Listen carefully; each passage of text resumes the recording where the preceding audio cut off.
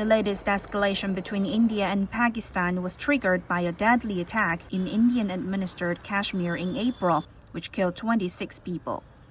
India accused Pakistan-based militant groups of involvement and soon scaled down diplomatic ties with its neighbor. In May, India launched missiles and airstrikes, codenamed Operation Sindoor, targeting sites in Pakistan and Pakistan-administered Kashmir. It was deemed essential that the perpetrators and planners of the 22nd April attack be brought to justice. Pakistan rejected the allegations and responded with military action. Pakistan reserves the right and will respond to this aggression at a time, place, and means of our own choice. For nearly 2 weeks, tensions surged along the line of control as both sides placed armed forces on high alert, fueling fears of a wider conflict. International actors called for restraint. Now is the time for maximum restraint and stepping back from the brink. That has been my message in my ongoing outreach with both countries. Make no mistake, a military solution is no solution. Although the exact figures remain contested, multiple reports indicate that dozens of people were killed or injured during the confrontation, and thousands more were displaced across the affected border districts. In mid-May, international mediation helped bring about a ceasefire. Military hostilities were paused, but relations between the two sides remain frozen.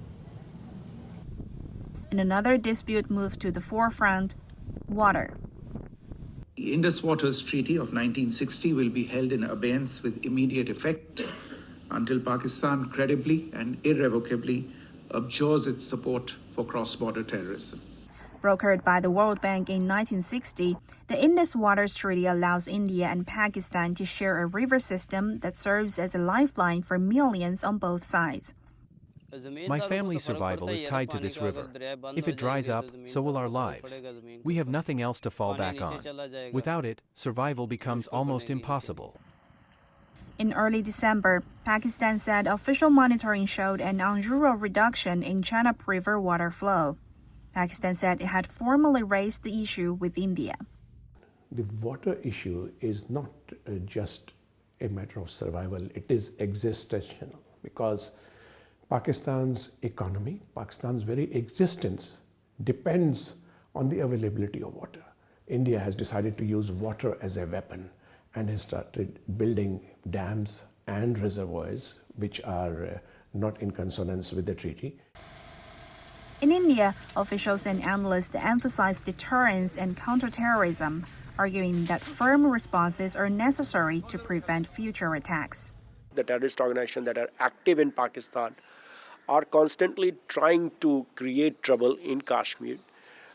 And that is one of the reasons why the ministers or even the Indian government at different point of time keep raising the issue of Kashmir, because they are not convinced that Pakistan is willing to stop these terrorist organizations which are very much on their soil.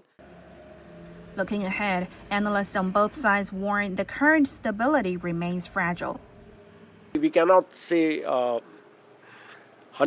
that there is not going to be any further escalation. It depends.